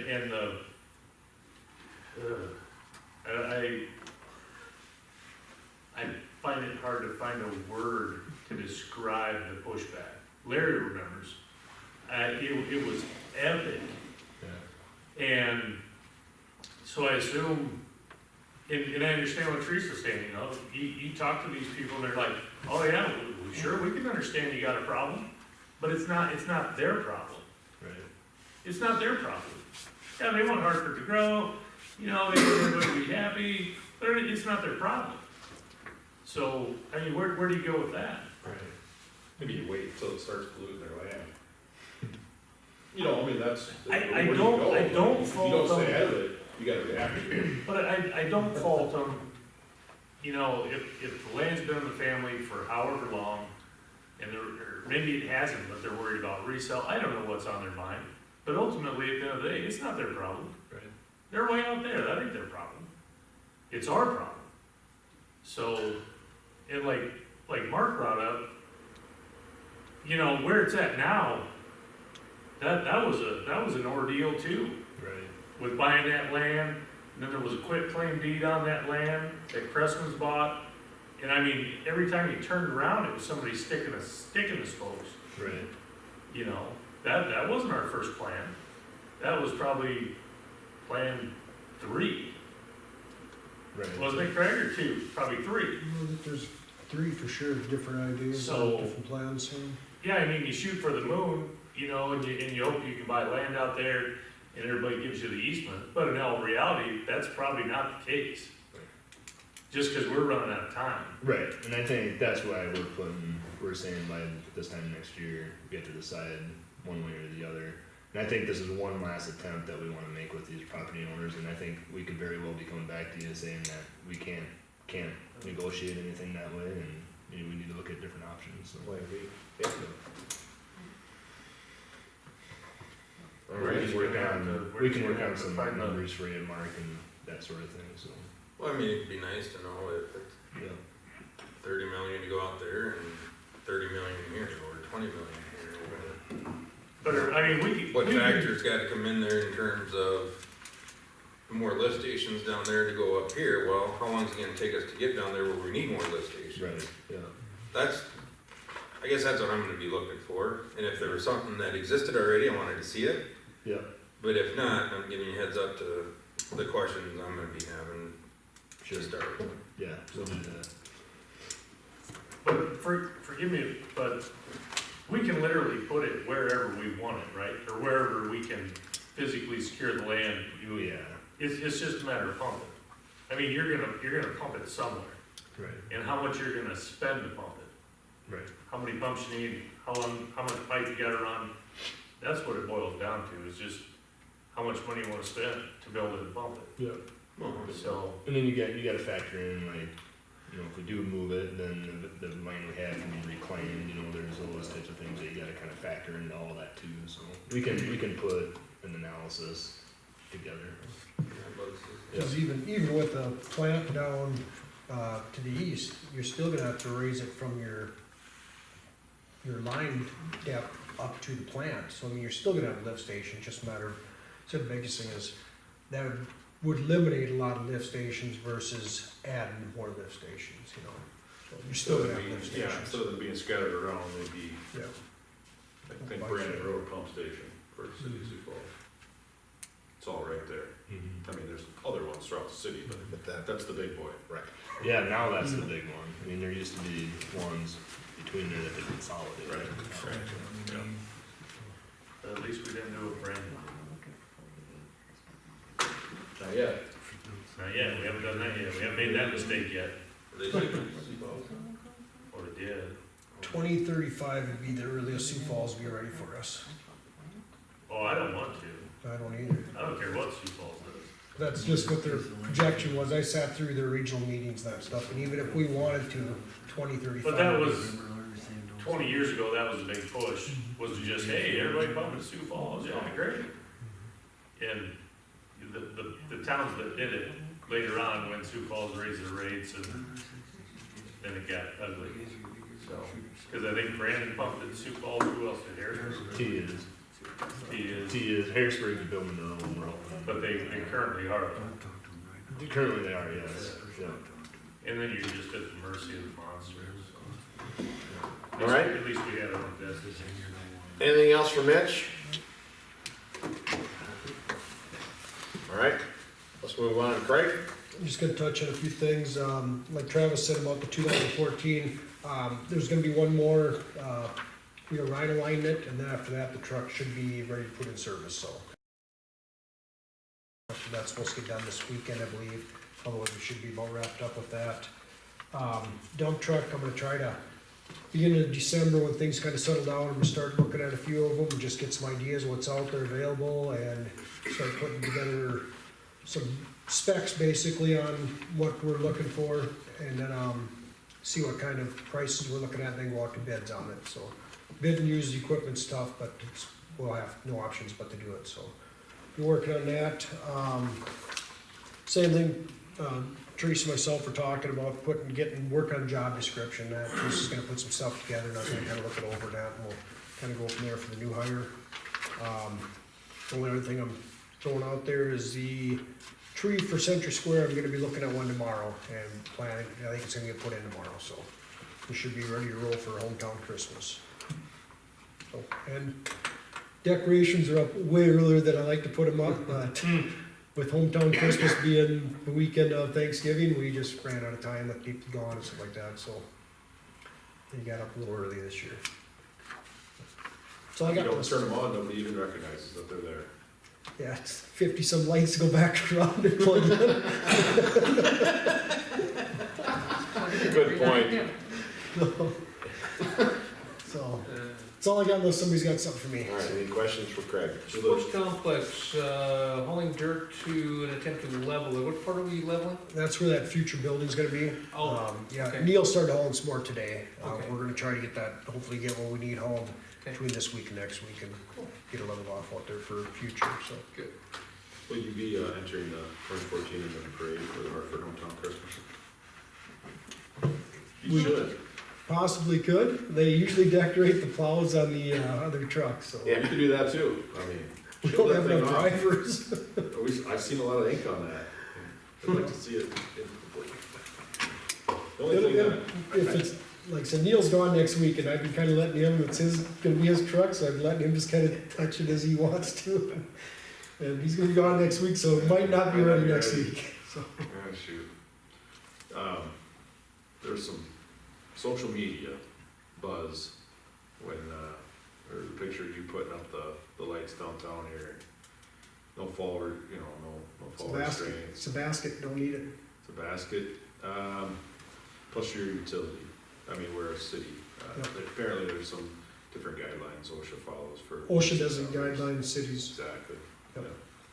But, in the interest of, we're still paying work comp if you do fall out of there.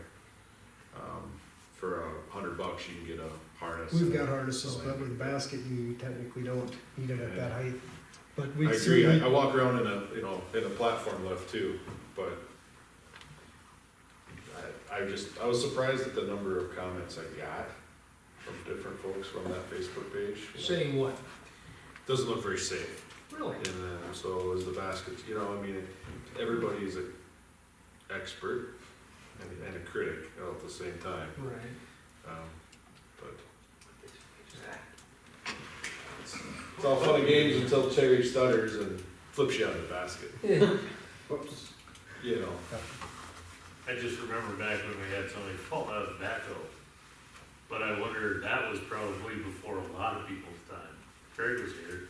I'm trying to think of, Come on, Craig. The guy that fell out of the backhoe or threw himself out of the oh, backhoe. he fell out of the cab. The cab. Yeah, Wasn't it the backhoe? yeah, it was in the cab in the back when he was Yeah, getting he out threw of the back. himself out of the cab of the backhoe. Boy, that takes some skill. I think he meant out of the bucket. and I was like, Yeah, I don't remember that, Remember that's that, good for me. No. Larry's thinking, don't talk about Yeah, that. that was quite a while ago, and he was getting out of the cab and it fell out Is that of a the John cab. Deere backhoe? Oh, stop. Was that a John Deere backhoe? No, that was not, that was a JCB. Oh, okay, just curious, just curious. Okay, anything else for Craig? If not, Karen? Yeah, my report's in the packet, and if you have any questions, otherwise that's nothing I have. I see negative numbers, oh, that's okay. Given the amount that we spent though this year, those aren't the negative as big as they could be. It's bigger than I thought. Anybody got any questions for Karen? If not, thank you. Teresa, you got anything to add to your, Yeah, I just wanted to give you guys these, and I should have laid them on your desk, but I've been working on doing the assessment roll for the Vandemark project, and that's just a draft of it. I just wanted to put it in your guys' hands to look at. We will be talking about this at our next meeting, just to clarify the years of payments you wanna go and the interest rate. I just did in the past what we've done. We've usually on street projects, let them, if they decide, to go on the county plan, we will let them sprawl it out for 10 payments, so go 10 years at 10% interest, so that's what I put in this. But we'll actually talk about this at our first meeting in December. Make sure you're okay with the terms, and then once everything is decided upon, I will be sending it that week to the property owners with a notice of the hearing, because the second meeting in December is when we'll have the actual roll hearing on it. So, and we will incorporate our new payment dates, per our policy we just passed and everything. So just want to give that to you guys to look at. We'll talk about it next meeting. Really the only other thing is, just want to point out, we did hire Norman Jans, who helped us during the summer as one of our snow removal helps. We are still looking. It would be nice to find somebody who could run equipment, so we will continue to advertise for that. And then if you guys want to know, our Christmas party is set for the first Friday in January, January 3rd, so mark your calendars. What about the time? Huh? What time? It'll probably be the same as last year. We haven't set that for sure. I think it was 6. No, at night. At night. I can't remember if it was 5:30 or 6 we started the social, but it'll be the Is same that a time. Friday? 5 o'clock It's a social. Friday. Yeah. I think it's 5 o'clock social. Is that what it was last year? It's gonna be this year. Oh, this could be this. What is it? We will follow what probably last year was. So, but we'll have more details to come. We'll actually send out invitations, but I just wanted to let you know the date so you can mark your calendar. Save the date. Save the date. Yeah, that's basically a thing. I really don't have anything else? I don't have anything else unless you have questions. Yep. Is that community meeting, do you have that exact date now? Is that? No, and I'm gonna meet more with the mayor before we move forward on that. Have some more discussions with Jesse and the mayor, and we'll come back to you with more information about that engagement meeting. Yep. All right. Next up, under new business, we have approved warranty deed for lot 6 of the railroad addition. And this is the lot that it's right south of South Bar. This is just to approve the warranty deed, like Jesse said, in the last meeting, environmental came back good, title insurance came back good, Larry reviewed it. We're good. We just need a motion for you guys to authorize signing of the warranty deed, and we can transfer it over to the HADF. Motion to approve or sign the warranty deed for lot 6 of Railway Addition. Second. Discussion.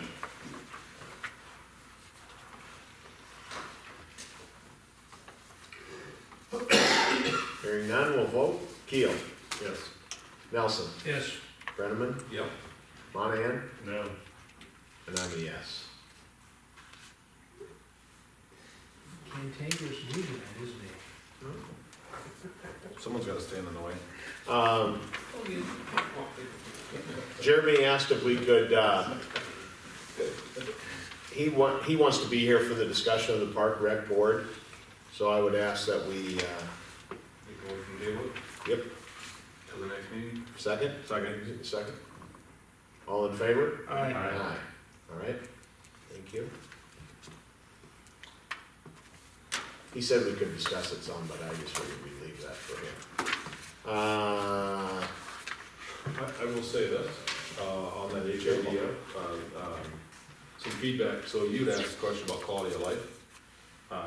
He didn't, what's his name, from the housing? Steve? Yeah, Steve didn't mention it, but this could be viewed by a lot of people as a positive thing Oh, for the absolutely. city to address those concerns.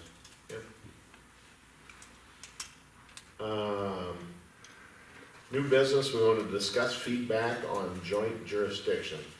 What were we, Well, I put this on here because I kind of wanted your guys' feedback with the joint jurisdiction. Planning and Zoning Board talked about it last week. I kind of asked the very same question of, table you were sitting at, was it positive, negative? What are the questions you heard?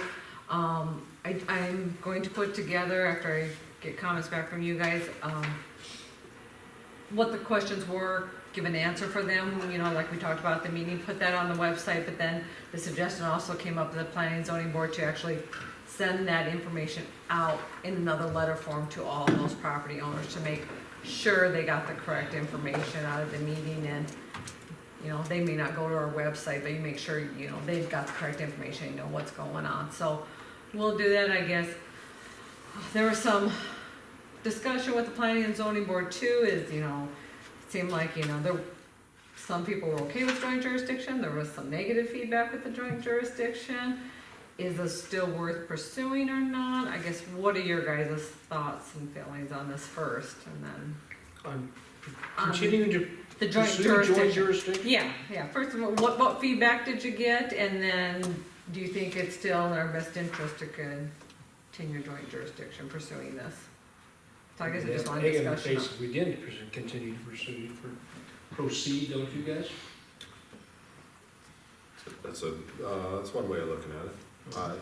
I'd like to pursue at least the community meeting in January to continue to educate and to continue to receive those questions, because even after we laid out some facts about annexation, how that this isn't, you know, a stepping stone for that, taxation, this isn't a stepping stone for that, some people just didn't hear that. And so by continuing to educate those folks on how they really, this just is gonna mesh exactly, or very closely with what they're currently already following for zoning and with the county.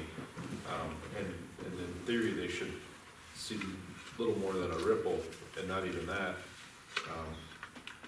I would like to pursue it, even if we, after that meeting, reconsider it. But just to continue to educate our neighbors as to what that is, what that looks like, the pros and the cons of it. That's my opinion. Biggest thing I had at my table or throughout this whole process was it annexation / tax changes. So I think it's important we stress that. Those are the two big things, yeah. You know. But the other thing that I had, and this might be a sales pitch for Tony Randall, is the guy looked at me and says, well, if I live in the area, why would I really want it? It ain't broke, why change it on me? And I know there's some advantages and stuff, but really how can we make it be good, beneficial to them? The other thing I heard was the gal asking why aren't we going further, because Sioux Falls is already to wherever they are. So why are we leaving that gap? You know, should we go to Sioux Falls and just say, hey, we're going to the Sioux Falls line? I don't know, maybe there's some reasons we don't want to go up the hill or whatever. So, and then obviously the sewer plant, you know. We're saying we want to do this so that we kind of control what happens for the city moving forward. Like, we don't want a confinement of some sort being in the city. Well, they might not want a plant out there. So how do we bridge that gap? So. Another thing you might wanna put in the letter is let people know that the township, we're not making them annex in. Cause that'll be the next thing, as soon as they find out they're annexing in, they'll be like, oh, you're already doing this to us, and you're not even joint jurisdiction yet, so. Make sure it's spelled out that we're working with them, they actually wanna come in to city limits for the I benefits. would clarify that as Township Hall. Township Hall was annexed in. I mean, you just said township. Township hall. That sounds like the township. The whole town, you're right. I say city too. Yeah, township hall. wants to be annexed. Oh boy. Township hall, yeah. Yeah. Yeah, good catch, so. And as part of the record, when we had the discussion of the annexation at P&Z meeting, we asked the representatives from the township to specifically say to the fact that this was not forced, that this was their decision, that they wanted this. Yeah. Right. Because we actually had a few other people at the meeting, so the question was asked, so some others that were at the meeting heard that also. Good point. The other point that I heard was, why would we do this? We have no control. We don't get to vote for you guys. Oh, you don't get a vote for Right. it, neither, yeah. You're controlling our stuff, but we don't get any say over who sits there on the council. and then by appointment, who sets on planning and zoning. That was another, And Art and I had that discussion with a couple of guys, and I mean, part of the answer back to that is, they don't have any say in who gets appointed to the county planning and zoning. correct, right, And they only get to vote for certain members of the county commission. Cause you don't vote, you vote for your District. geographic district, area. your district. Yeah. So if there's 6 guys on there, you're only voting for 2 of them, you don't get to vote for the other 6 of them either. Right, true. Yep, I'm just saying that, but that was a, yep. The other one I had was, will this delay the process? Like, is there additional red tape to go through, meetings, et cetera? Oh, yeah, and that's why we had the process laid out at the beginning, meaning, yeah, this is only step 2 of. No, I'm sorry, if I wanna get a rezoning. Oh, rezone, no, and that's a good thing to point out in the letter, and I have that in the Yeah, note that was too, the other because one. there's no more extra meetings, there's no more, I mean, they go to the county planning and zoning department, just like they always would apply for it. That meeting, we go to their meeting, so there's not an extra meeting or whatnot, It's so. more work for us.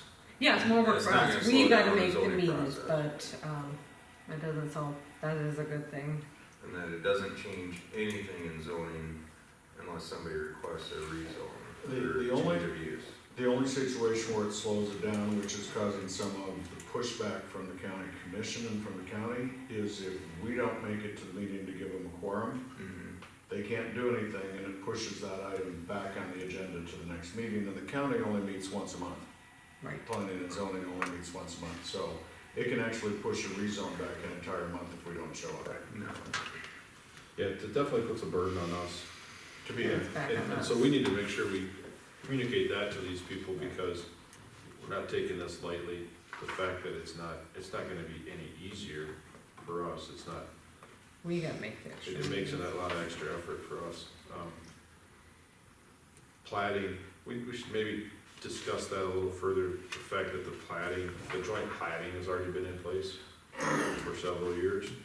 A lot of people didn't realize that, but obviously if you didn't realize it, it hasn't affected you. Right, And so that'd be the point I'd try to promote with this, is it's not going to affect you. Let's give me some specific scenarios, and let's work that thought process through and see how it changes anything. the other thing that did come up too, that, we're talking in this letter, is our comprehensive plan. And that a copy of our comprehensive plan should go out with that mail. Because I had a number of them that questioned our comprehensive plan and, well, what are you thinking?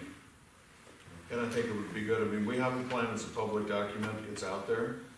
Most people don't know where to go find it, or won't take the time to go find it, but I think it would be good to be in that letter going out to the property owners. you want the whole plan in there, or Just just the map. reference where they can get it? Just the map. Just the map, oh, okay. I was Just gonna say, one that would line make a that big shows deal. Yeah. Comprehensive plan land use. Yeah, and we could, along with that, Put- our current CIP, our 10-year sewer study. Yeah, we can reference, that's on our website, here's where you find it, so. What about, some of the county commissioners and the, like at the table I was at, I had one that I seriously doubt whatever you do, that individual's gonna vote for it. With his attitude and his approach to it. I mean, do you have enough members that regardless of what you do, or are there some that are just so set that they're gonna vote against it no matter what? I think it's a 2-2. That's a good question. Our straw poll right now says we lose. We don't have enough votes in the county commission to carry. Well, the one individual I tabled, it did not matter. He came there to make sure that everyone knew that he was one of the ones responsible for stopping it from going through at that council meeting. And I say that, my take on that comes from talking to one of the county commissioners who said, you don't have enough votes.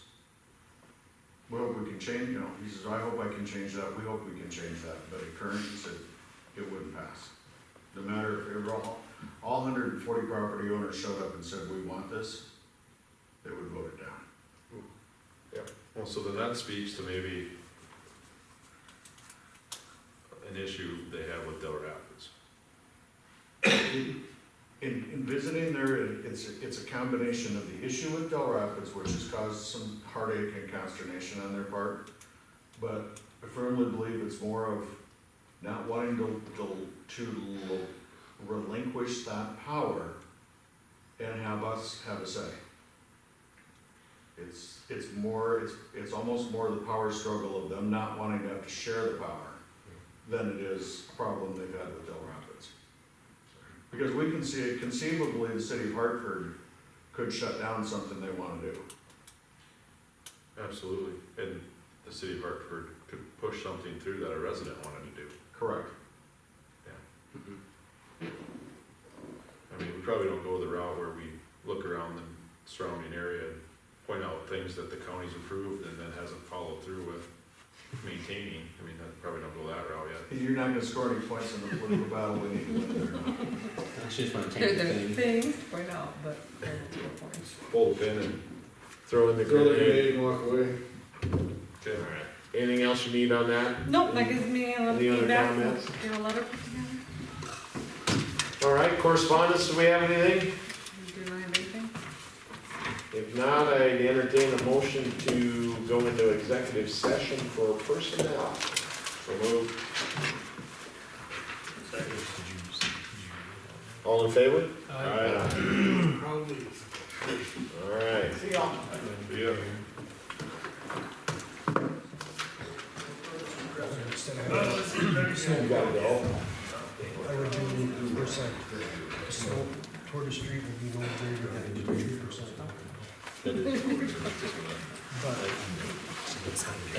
But is that a quarter inch per foot on a 4-foot sidewalk or a 5-foot? Motion to adjourn. So moved. Second. All in favor? Aye. Aye.